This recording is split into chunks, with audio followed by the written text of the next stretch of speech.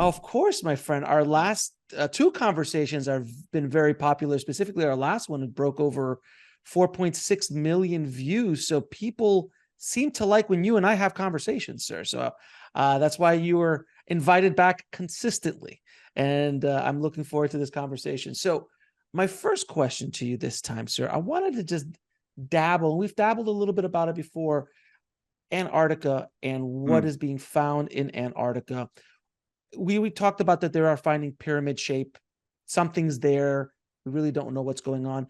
In your guesstimation or in your view, what do you think could have been there?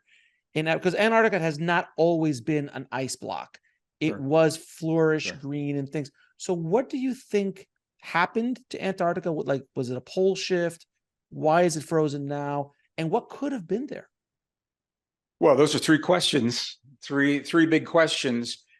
Antarctica is one of the last remaining continental mysteries in our world today. And it's fascinating because the truth is we really don't know, as the general public and in open peer-reviewed literature. They're not talking about it very much. What we do know, Alex, is that with the oncoming of climate change, as the ice has begun to melt, the satellites have begun to reveal structures, complex architectural structures poking up through the ice. And these aren't primitive, huts and, hunting villages. These are massive, complex structures. As an amateur archaeologist, when I was in the university, I didn't follow through with an archaeological degree. I became a geologist, but the archaeology was certainly part of that. And one of the first things I learned as I was going on the digs in college was that nature does not work in 90-degree angles. So you'll never see a river going one way and then do a 90-degree turn, and you'll never see wind erode in a 90-degree turn. Fluvial and water is fluvial erosion, and aeolian is wind erosion.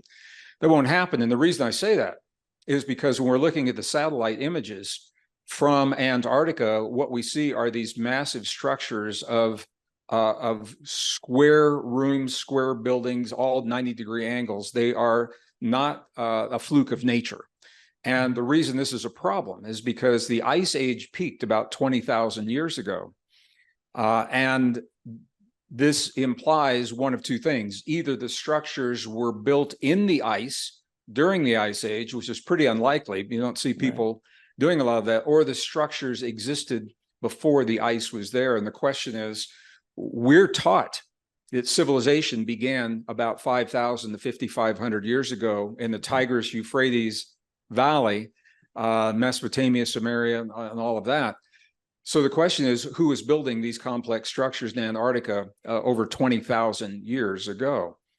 And we don't know the answer. As a scientist, I have to say we don't. There's a lot of speculation. My personal ideas, but we don't know the answer. One of the reasons it's so exciting, Alex, is because it is presumed that these structures are very intact. They have not been pillaged like a lot of archaeological sites have been, in Egypt and, other places in Africa and South America.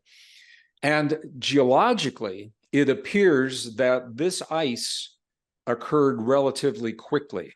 So whoever this advanced technological civilization is, and whatever it is that they base their civilization upon, the presumption is it is still there, it is still intact.